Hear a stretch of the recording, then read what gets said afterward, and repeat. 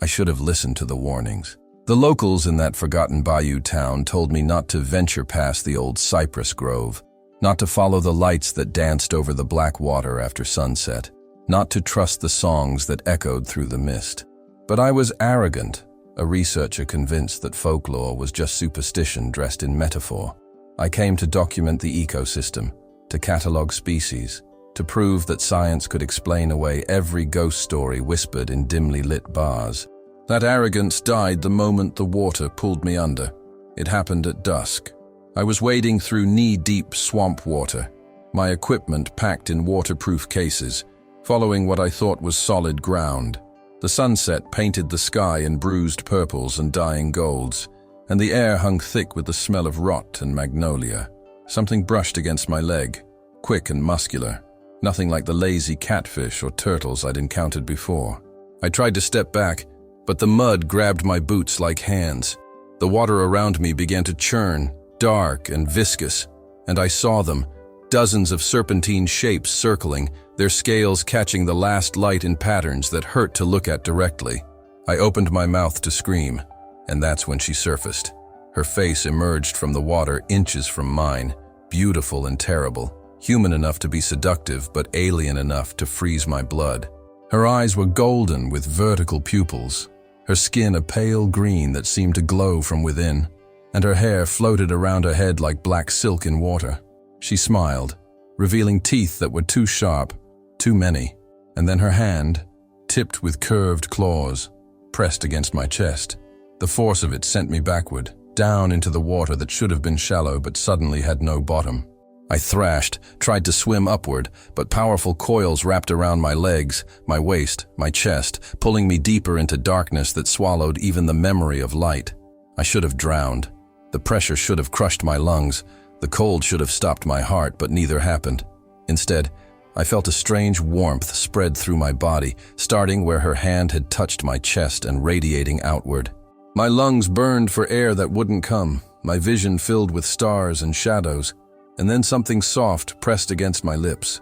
I tasted copper and honey, felt liquid flow into my mouth, down my throat, and suddenly I could breathe again. Not air, but something thicker, something that tasted of ancient earth and blood. My panic shifted into a dreamlike acceptance as I continued to descend, coiled in serpentine embrace, watching bioluminescent creatures drift past like falling stars in reverse. The descent lasted hours or seconds. Time meant nothing in that liquid darkness. Eventually, I felt the pressure change, felt the water grow warmer, and saw light below me, not the sun, but something older, a green-gold luminescence that pulsed like a heartbeat. The coils released me, and I floated down through an opening in stone into a vast chamber that should not exist beneath a Louisiana swamp. The architecture was impossible, massive pillars carved with serpents that seemed to move in the flickering light. Walls covered in script I didn't recognize but somehow understood, and at the center, a temple that rose from a lake of perfectly still water, its surface reflecting nothing. I broke the surface, gasping, coughing up water that tasted of minerals and magic, and found myself on a shore of black sand. The chamber was enormous, its ceiling lost in shadow, and everywhere I looked I saw them, the Naga, serpent people who watched me with hungry curiosity. They varied in form, some almost human from the waist up with tails below, others more serpentine with arms, a few completely snake-like but with intelligence burning in their eyes. They wore jewelry of bone and jade. Their scales ranged from deepest black to iridescent pearl, and they moved with a grace that made me feel clumsy and breakable. She rose from the water behind me, the one who had dragged me down, and I finally saw her fully.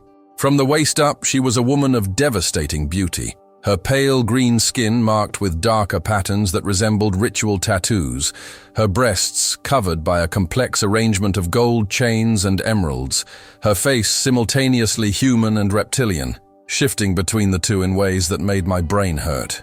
From the waist down, she was pure serpent, a massive tail easily 20 feet long, as thick as my torso, covered in scales that shifted from green to gold to black, depending on the angle of light. She wore a headdress of carved bone and living flowers that bloomed despite the lack of sunlight, and around her neck hung a pendant that pulsed with that same green-gold light. "Welcome, chosen one," she said, her voice layered, multiple tones speaking in harmony. "I am Sasara, High Priestess of the Sunken Temple, speaker of the drowned prophecy, and you are the answer to prayers spoken before your grandfather's grandfather drew breath." I tried to speak, to demand answers, but my voice came out as a croak. She laughed, a sound like wind through reeds, and gestured. Two smaller Naga approached, their movements cautious, and offered me a cup carved from a single massive pearl.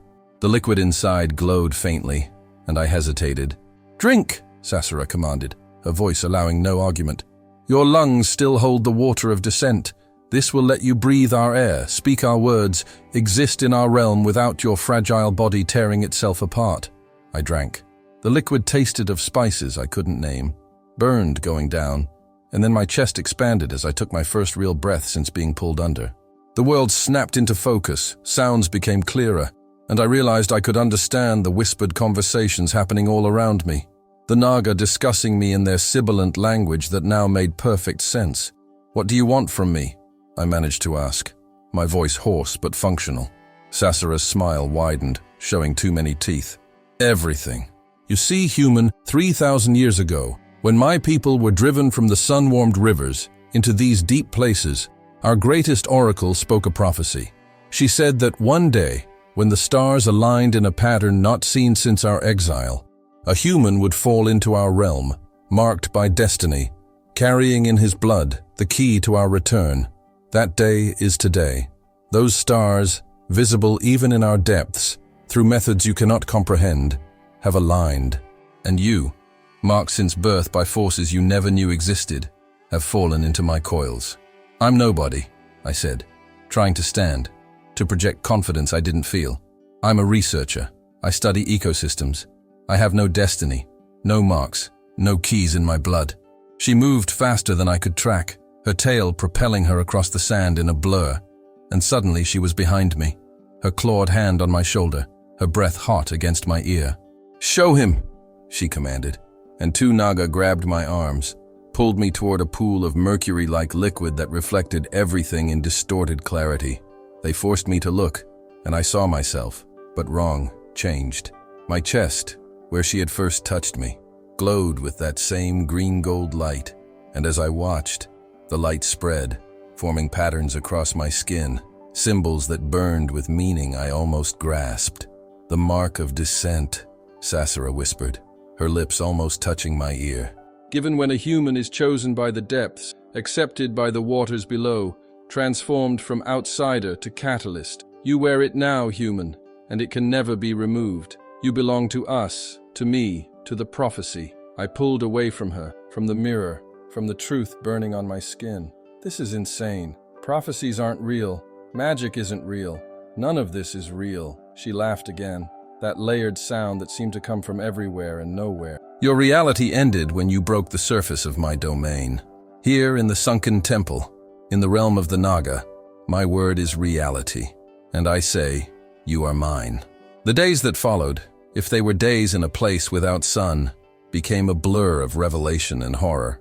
I was given a chamber carved from living coral, furnished with cushions woven from underwater plants I couldn't name, lit by phosphorescent fungi that responded to my moods. I was fed delicacies that tasted like nothing from the surface world, meats from creatures that swam in impossible depths, fruits that grew in caverns where water and air merged into something new, wines that made me see visions of the Naga's history, their glory days before the exile. Sasara became my constant companion, my teacher, my captor, my obsession. She showed me the temple's wonders, rooms filled with treasures taken from 1,000 drowned civilizations, libraries carved in scales and preserved in amber, gardens where plants and animals from the surface world had been transformed by generations in the depths into new species that blurred the line between flora and fauna. She taught me the Naga language properly, the clicking hisses and layered tones that conveyed meaning human tongues weren't shaped for, but that I found myself speaking with increasing fluency, the mark on my chest burning warm whenever I succeeded. She told me the history of her people, how they once ruled the rivers and coasts, worshipped as gods by humans who brought offerings to their temples, how they lived in harmony with the sun-warmed waters and the creatures within them. She told me of the Purge, when a coalition of human kingdoms, led by a prophet who claimed the Naga were demons, hunted them with holy fire and blessed silver, drove them from their temples, killed their priests, shattered their eggs. She showed me scars on her own body, not from the Purge itself, but from conflicts with humans who ventured too close to their hidden sanctuaries even now, centuries later. "We are not your enemies," she said one evening, or what passed for evening in the eternal twilight of the depths, as we sat on the shore of the central lake.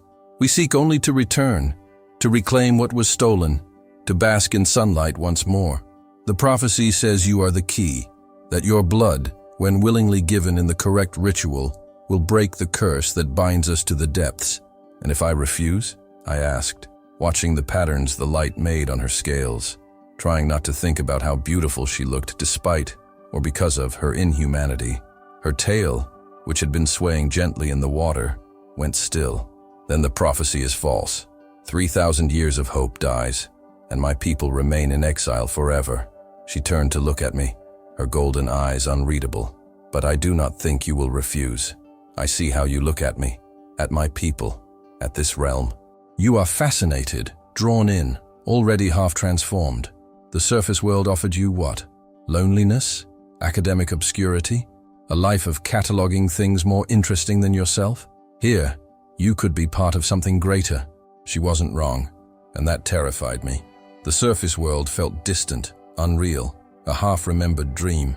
My life before the descent, my research, my apartment, my occasional awkward interactions with colleagues who barely knew my name, all of it seemed hollow compared to this, to being seen, needed, marked by destiny, even if I didn't understand it. But I also felt the manipulation in her words, the seduction that was part attraction and part calculated strategy. I was a means to an end, a key to be turned. And what happened to keys after doors were opened? "Tell me about the ritual," I said, trying to focus on facts, on the academic part of my brain that wanted to understand even as the rest of me fell deeper under her spell. Her smile returned, sharp and satisfied. "It requires 3 elements: the blood of the chosen, given willingly in the Chamber of Tides during the alignment, the heart of the first serpent, an artifact kept in the deepest vault, guarded by the uncoiled ones, and the serpent's kiss, a venom that will transform your blood into the catalyst needed to break the binding." "Transform how?" I asked, my hand unconsciously moving to the mark on my chest. "That is the question," Sasara said, her tail coiling around my waist, pulling me closer. "The prophecy is not clear. Some believe it means death, that your blood must be spilled until the last drop. Others say transformation, that you will become one of us, reborn in scales and venom. Still others speak of fusion, that you will become something new, neither human nor Naga, but a bridge between worlds." I felt her scales against my skin, cool and smooth and utterly alien. "And what do you believe?" Her face was inches from mine, her breath sweet with spices. "I believe prophecies are riddles, that destiny is negotiable, and that I have become far too interested in keeping you alive and relatively human to follow the orthodox interpretation." She released me suddenly, sliding back into the water. "Sleep, chosen. Tomorrow, I take you to the casts." I didn't sleep. I lay on my coral bed, staring at the phosphorescent ceiling, feeling the mark pulse in rhythm with my heartbeat. I had been given choices, or the illusion of choices, and every option led deeper into a world I didn't understand. I thought about escape, about swimming back up through the flooded passages, but I knew it was impossible. The way was guarded, the passages were a maze, and even if I somehow made it to the surface, I was marked now, changed. I would never truly return to what I was. The castes, I learned, were the social structure of the Naga, and they were far more complex than I'd imagined. The lowest were the uncoiled, Naga born without venom or magic, relegated to menial tasks and guard duty, their scales dull and their eyes resentful. Above them were the warriors, massive and scarred, their scales thick as armor, trained from hatching in the art of combat, both above and below water. The artisans came next, smaller, more delicate, their scales brilliant with color, their hands capable of crafting the impossible beauty I'd seen throughout the temple. The scholars held a position of respect, their knowledge vast, their memories spanning generations. their bodies often twisted from years of study in cramped libraries. And above them all were the priesthood, the magic wielders, the prophets, the ones who communed with the ancient spirits of water and serpent. Sasara was their high priestess, the most powerful, and I began to understand that my presence wasn't just about prophecy, it was about politics. The scholars doubted the prophecy, seeing it as metaphor rather than prediction. The warriors wanted immediate action, a return to the surface by force, prophecy or not. The artisans sought a peaceful resolution, hoping to negotiate with surface humans. And the priesthood, Sasara's faction, believed the ritual was the only way. She took me to meet representatives of each caste, showing me off like a prize, letting them question me, test me, judge me. The scholar caste leader, an ancient Naga named Sithis, whose scales had faded to translucent white, asked me about human philosophy, science, culture, his questions probing and skeptical. The warrior caste champion, Korath, a massive male whose body bore scars from 100 battles, challenged me to combat, then laughed when I refused, calling me wise rather than cowardly. The artisan caste master, Lissa, showed me her workshop, made me hold tools carved from materials I couldn't identify, watched my reactions with eyes that saw too much.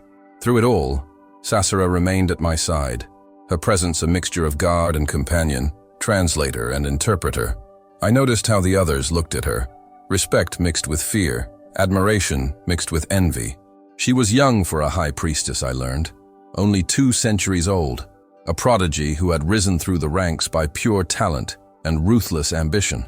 The prophecy was her obsession, her path to securing power against older, more traditional rivals. "You're using me," I said to her after a particularly exhausting session with the scholars, where I'd been questioned about everything from my bloodline to my dreams to my childhood scars. "Yes," she agreed, no pretense of denial. "Just as you are using me, whether you admit it or not, I offer you purpose, power, a place in history. You offer me validation, destiny fulfilled, a future for my people. We use each other, human. That is the nature of all relationships, divine or mortal. I have a name," I said, surprising myself with the intensity. "I'm not just human or chosen. She pressed a claw to my lips, silencing me. "Names have power here. I have not asked yours because to know it, to speak it, would bind us in ways neither of us may want. You are chosen because that is what you are, here, now, in this moment. Who you were on the surface matters less than who you are becoming in the depths." I pushed her hand away. "And who am I becoming?" Her smile was enigmatic. "That is for you to discover. But tomorrow we descend further, to the vaults where the heart of the first serpent waits. There you will face the uncoiled ones, and they will test you in ways I cannot protect you from. If you survive, you will understand more of what the ritual requires. If you fail, the prophecy dies with you, and I will have to find another path." The descent to the vaults was a journey through the temple's history. We swam through flooded corridors carved with the deeds of ancient Naga heroes, their forms larger than life, their victories immortalized in stone that had absorbed magic over millennia until the carvings seemed to move. We passed chambers sealed with barriers of crystallized water, rooms that Sasara said held horrors or wonders too dangerous to release, fragments of failed experiments, relics of wars best forgotten. We dove deeper, the water pressure increasing until my ears popped, and my lungs burned despite the transformation that let me breathe here. Finally, we entered a chamber that was different from all the others. It was older, the stone rougher, the carvings primitive but powerful, and the water here was cold, colder than anything I'd felt in the depths. At the center, on a pedestal of bone, rested a crystal container, and within it, suspended in liquid that glowed with sickly green light, was an organ, a heart, massive and perfectly preserved, still faintly pulsing after who knew how many thousands of years.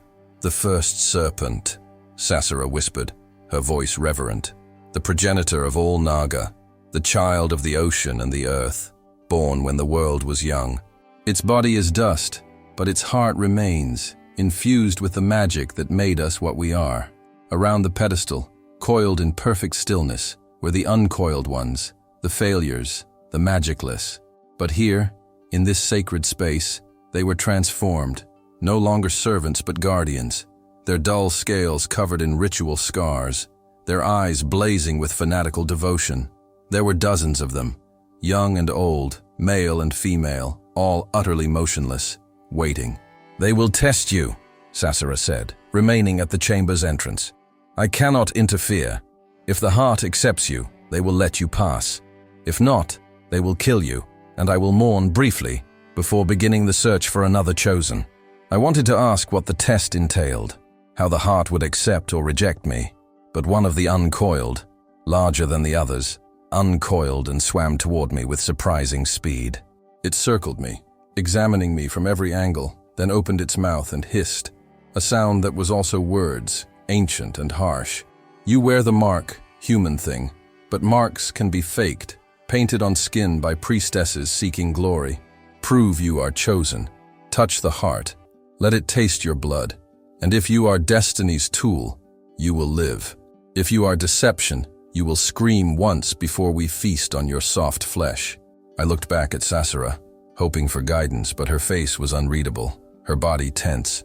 This was beyond her control, I realized, a trial even she couldn't manipulate. I swam toward the pedestal, my movements clumsy compared to the Naga, my heart hammering in my chest. The crystal container had no obvious opening, but as I approached, the uncoiled hissed in unison, and the crystal dissolved like sugar in water, leaving only the liquid and the heart. I reached out, my hand trembling, and touched it. The heart was warm, warmer than anything should be in this cold chamber, and the moment my skin made contact, it pulsed, hard, once, and pain exploded through me. It felt like lightning in my veins, like fire in my bones, and I heard myself scream as the mark on my chest blazed with light so bright it illuminated the entire chamber. Images flooded my mind, not my memories, but the heart's memories. Visions of a world before humans, of serpents the size of mountains, of magic that shaped continents, of a time when the Naga were gods in truth. And then I saw the purge, not from the Naga perspective, but from the heart's, felt the grief and rage as its children were slaughtered, felt the curse that bound them to the depths, felt the prophecy being born, not as words, but as a scream of defiance against extinction. I saw myself, or something like me, a human marked by destiny, standing at the intersection of two worlds, holding the choice that would either doom the Naga forever or unleash them upon an unprepared surface.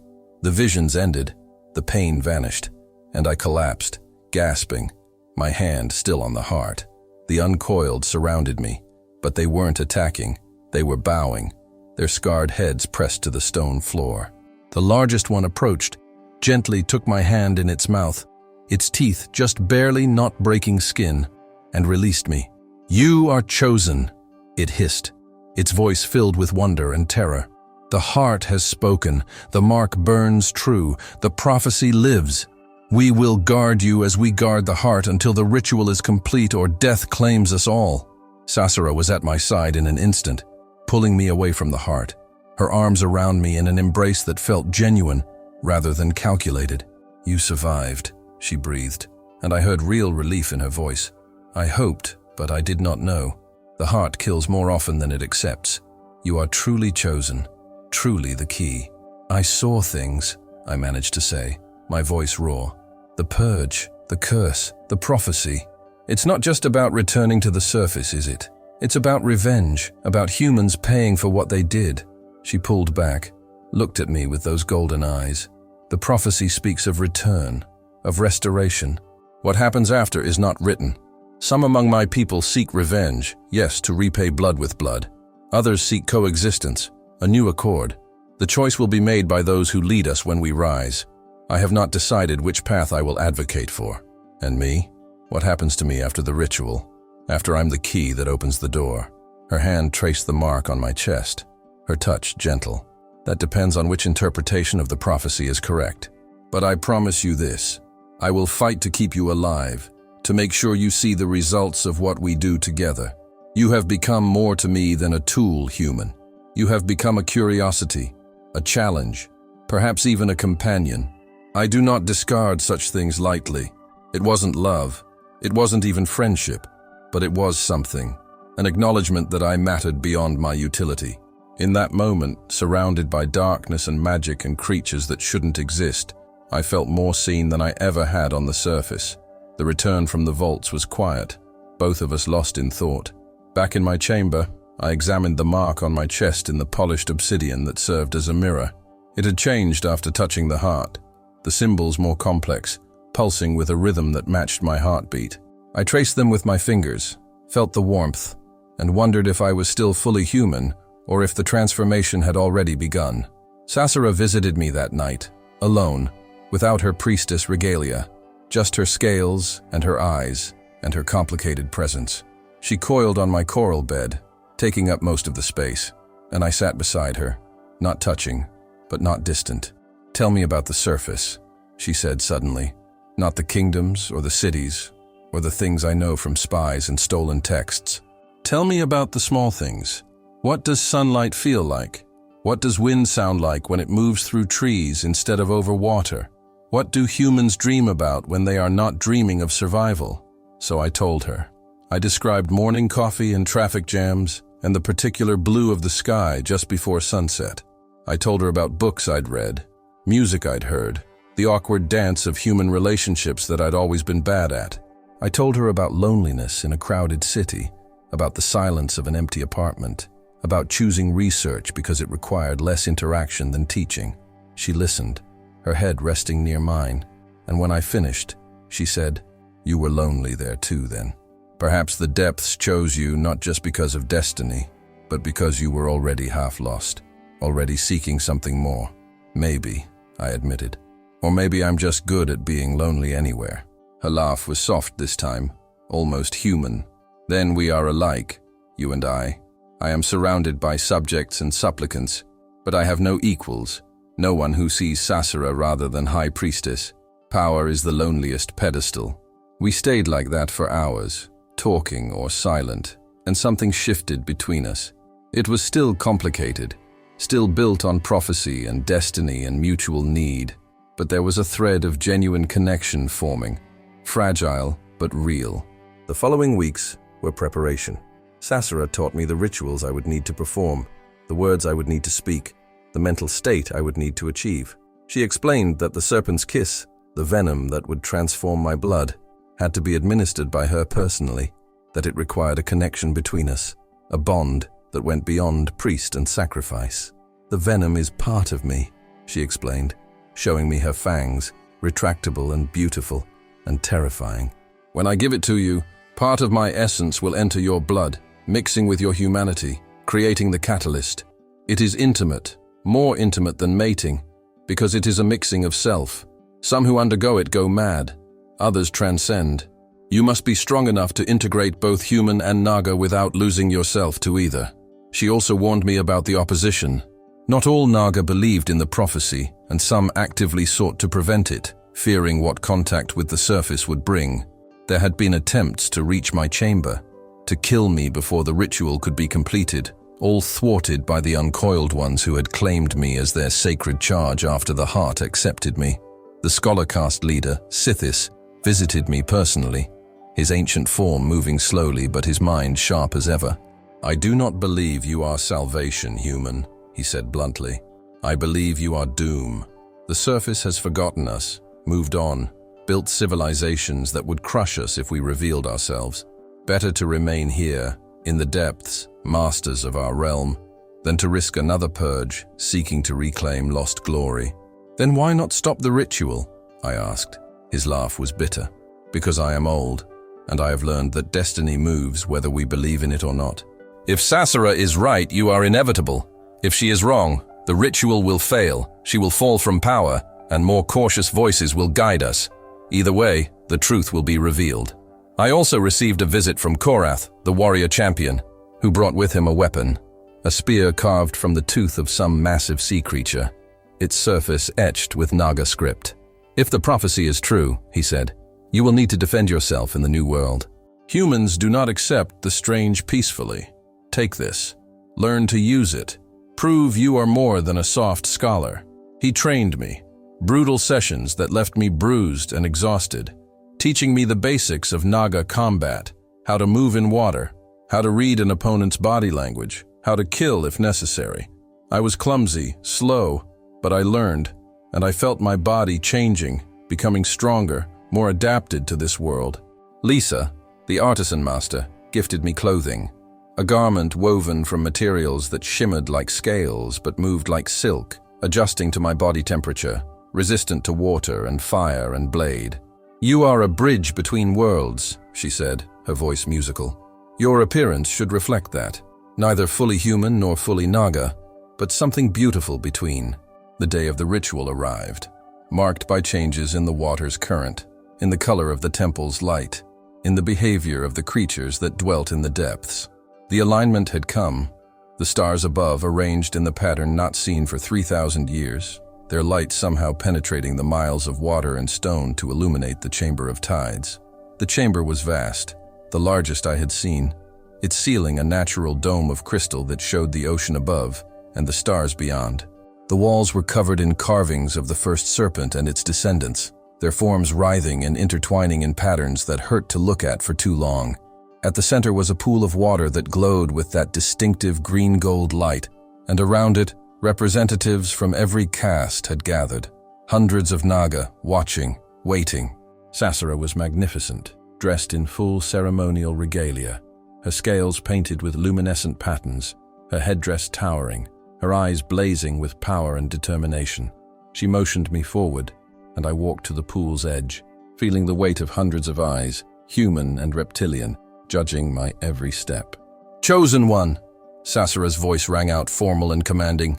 "Do you come to this place willingly, understanding what is asked of you?" "I do," I said, my voice steady despite the fear. "Do you offer your blood freely, as catalyst and key, to break the chains that bind my people to the depths?" "I do," I repeated, though I still didn't fully understand what would happen. "Then we begin." She gestured, and two priestesses approached, carrying between them the heart of the first serpent, now removed from its container, pulsing with life impossible for something so ancient. They placed it on an altar beside the pool, and Sasara cut her own palm with a ritual knife, letting her blood, green and luminous, drip onto the heart.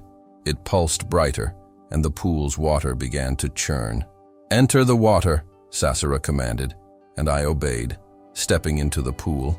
It was warm, almost hot and thick, more viscous than water should be. It rose to my waist, then my chest, and I felt it moving around me, alive, curious, hungry. Sasara entered the water on the opposite side, and as she did, her form began to change. She grew larger, more serpentine, her human features receding, as her Naga nature took full dominance. She was terrifying and beautiful, a goddess of the depths, and she swam toward me through the glowing water, her movement hypnotic. "The serpent's kiss," she said, her voice layered with power, "is given as gift and curse, as transformation and test. If you are truly chosen, it will awaken what sleeps in your blood. If you are false, it will stop your heart and return your body to the elements." She moved behind me, her coils wrapping around my body, not constricting but embracing, holding me in place. I felt her breath on my neck, her lips against my skin, and then pain, sharp and immediate, as her fangs sank deep into the muscle where neck meets shoulder. Her venom flowed into me, and it was liquid fire, liquid ice, liquid lightning, every nerve in my body screaming. I tried to pull away, but her coils held firm. I tried to scream, but my throat had closed. I felt my heart hammering, then stuttering, then stopping, and in that moment of death, I saw everything. I saw the prophecy, not as words but as a living thing, a thread of possibility connecting past and future. I saw the Naga's history, their glory and their fall, their exile and their survival. I saw the surface world, my world, and its blind ignorance of what dwelt beneath. I saw myself, marked and changed and reborn, standing at a crossroads where every choice led to a different apocalypse. My heart started again, but wrong, beating to a new rhythm, and I felt my blood change, felt it mixing with Sasara's venom, felt the mark on my chest explode with light so bright that it illuminated the entire chamber. The water around us began to boil, steam rising, and from the depths of the pool, something ancient stirred. responding to the ritual, to the prophecy being fulfilled. Sasara released me, her fangs withdrawing, and I collapsed in the water, barely conscious. I saw her through blurred vision, saw her cut her palm again and then mine, saw her press our wounds together, blood mixing with blood, human and Naga becoming one catalyst. She spoke words in a language older than her people, older than humans, words that predated language itself, and the heart on the altar pulsed in rhythm with our combined heartbeats. The water rose, lifting us, carrying us toward the crystal ceiling, and through it, I saw the ocean above churning, responding to what was happening in the depths. Lightning struck the water again and again, and I realized with wonder and terror that the barrier was breaking. The curse that bound the Naga to the depths was shattering. 3,000 years of imprisonment ending because of me, because of my blood, because of a choice I'd made in a bayou that felt like a lifetime ago. And then the pain stopped, the light faded, and I collapsed into Sasara's arms as the water lowered us back to the chamber floor. The gathered Naga erupted in sound, hisses and clicks and cries that could have been celebration, or mourning, or both. Sasara held me close, her expression triumphant and terrified in equal measure. "It is done," she whispered, her voice shaking. "The prophecy is fulfilled. The curse is broken. In 3 days, when the transformation completes, the barriers will fall, and my people will be free to ascend." "What happens to me?" I managed to ask, my voice barely audible. She looked at me, really looked at me, and I saw something in her eyes I hadn't seen before. Something that might have been love, or might have been fear, or might have been both. That is the question, isn't it? The prophecy spoke of the key, of the catalyst, of the one who would break the chains. But it said nothing of what happens to him after. You are changed, marked, transformed by the serpent's kiss. You are no longer fully human, but you are not Naga either. You are something new, something the world has never seen. She traced the mark on my chest, which now covered half my torso in glowing patterns. You could stay here, in the depths, become our bridge to humanity, help us navigate the surface world. Or you could return to the surface, carry our message, prepare your kind for what is coming. Or you could seek a third path, one not yet imagined. "I don't understand," I said, exhausted and overwhelmed. "What am I now?" Her smile was sad and beautiful. "That is for you to discover. But know this. You are bound to me, to us, to the prophecy's outcome. What happens to the Naga will affect you. What happens to you will affect us. We are connected now, until death or destiny separates us." Over the next 3 days, I felt the changes intensify. My skin developed patterns similar to Naga scales, subtle but visible. My eyes gained a faint golden tint. My teeth sharpened slightly, and I found I could breathe both air and water equally well, could see in darkness as easily as light, could understand not just the Naga language, but the languages of other deep-dwelling creatures. I was becoming something hybrid, something unprecedented. The barriers fell on the 3rd day, and I felt it. A shift in the very nature of the world. A permission granted. A prison opened. The Naga prepared for ascension, some eager, others fearful, all uncertain of what they would find on the surface after 3 millennia. Sasara organized them, gave orders, planned the careful emergence rather than a sudden invasion. "We will move slowly," she told the gathered castes. "We will find uninhabited places first, establish sanctuaries. Remember what sunlight feels like before we reveal ourselves to humanity. The world has changed, and we must change with it, not repeat the mistakes that led to the purge." But I also heard whispers, murmurs of discontent. Naga who didn't want caution, who wanted revenge, who wanted to reclaim their lost territories by force. Korath and his warriors spoke of striking while humanity was unprepared, of teaching the surface world to fear the depths once more. The conflict was inevitable, I realized, not between humans and Naga, but among the Naga themselves, about how to use their newfound freedom. Sasara came to me on the eve of the ascension, her expression troubled. "I need you to make a choice," she said. "Tomorrow, we rise. Some will go to the far oceans, seeking isolation. Some will go to human shores, seeking contact. I will lead the diplomatic delegation, attempt to negotiate with human governments, to find a way to coexist. I ask you to come with me, to be our voice, our proof that human and Naga can mix without destruction. And if I refuse, then I will find another way, but it will be harder, bloodier, more likely to fail. You are the bridge, the chosen, the proof of the prophecy. With you beside me, I can argue for peace. Without you, the warriors will push for conquest, and I may not be able to stop them. I looked at her, at this creature who had dragged me from my old life, transformed me, bound me to a destiny I never wanted, and realized that somewhere along the way, I had come to care for her people, for this impossible situation. I had become invested in their future, in preventing another purge, in finding a path that didn't end in blood and fire.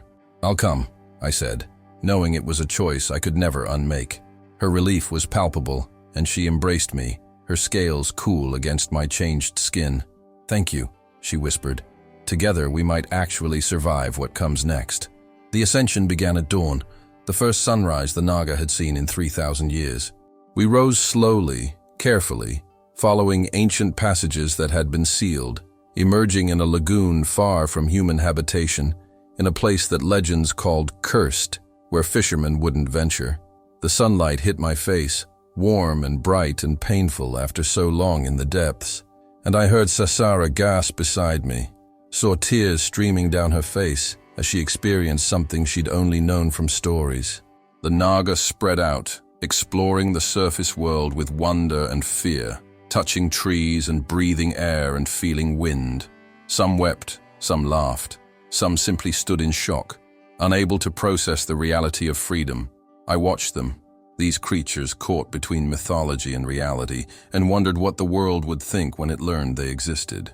Sasara stood at the water's edge, her tail still in the lagoon, her upper body bathed in sunlight, and she looked like the goddess her ancestors had been worshipped. She turned to me, held out her hand, and I took it, feeling the bond between us, the strange connection forged by prophecy, poison, and desperate hope. "What now?"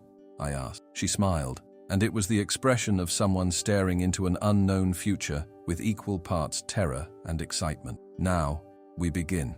We send messages to human governments. We establish contact, we negotiate. We hope they are wiser than their ancestors, that they can see us as people rather than monsters. And we prepare for war, in case they cannot. And me? What's my role in all this?" Her grip on my hand tightened.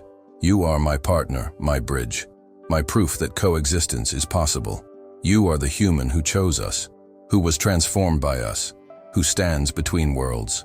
You are the answer to prophecy, and the beginning of whatever comes next."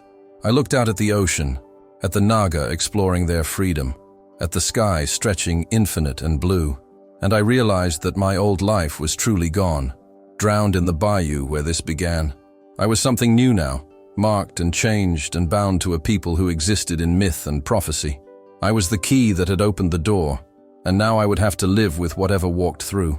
Behind us, in the lagoon, I heard movement, saw more Naga rising, and among them, I recognized Korath, his massive form scarred and battle-ready, his eyes fixed on the horizon with hunger. I saw the scholars emerging with caution, saw the artisans marveling at the colors of the surface world, saw the uncoiled my guardians arranging themselves in defensive positions around me. And I knew that this was just the beginning, that the real story was about to start. That prophecy was a starting point rather than an ending. I was marked, transformed, bound to Sasara and her people, and whatever happened next, I would face it as neither fully human nor fully Naga, but as something unprecedented, something the world had never seen. Sasara's voice pulled me from my thoughts. "They'll come," she said quietly, looking toward the forest beyond the lagoon. "Humans will find us eventually. Days, weeks, months from now, but they'll come. And when they do, we'll learn if this new age will be one of peace or if history will repeat itself." "What do you want it to be?" I asked. She was quiet for a long moment, her golden eyes reflecting the sunlight. "I want to prove that monsters can choose mercy, that destiny can be rewritten, that exile can end in something other than revenge." She turned to look at me, her expression vulnerable in a way I'd never seen. "I want the prophecy to have been about salvation, not just ours, but yours, all of ours, human and Naga together. But I don't know if I'm strong enough to make that choice when the time comes." I squeezed her hand. feeling the strange bond between us, human flesh and serpent scales, two impossibilities made real. "Then we'll figure it out together," I said, knowing even as I spoke that it was both promise and threat, comfort and warning. The sun continued to rise, warming a world that didn't yet know it had changed, that ancient exiles had returned, that a man marked by destiny stood at the intersection of two civilizations. The future was unwritten, the prophecy fulfilled but not finished, and I stood on the shore of the lagoon, transformed and uncertain, waiting to see what would emerge from the depths next, what choices would be demanded, what prices would be paid. Sasara began to speak, issuing orders to her people, preparing for the coming contact, and I listened, understanding both her language and her intent, feeling the weight of my role as bridge, as catalyst, as the chosen one who had no idea what being chosen truly meant. The Naga around us moved with purpose, establishing camps, sending scouts, preparing for whatever came next. And somewhere in the forest, unheard and unseen, I imagined human voices, curious or afraid, moving closer to the lagoon where impossible things now dwelt. The collision was inevitable, the meeting of two worlds long separated, and I would stand at the center of it, marked and transformed, neither savior nor destroyer, but something more complicated, something that hadn't yet been defined. The prophecy was complete, and the story was just beginning.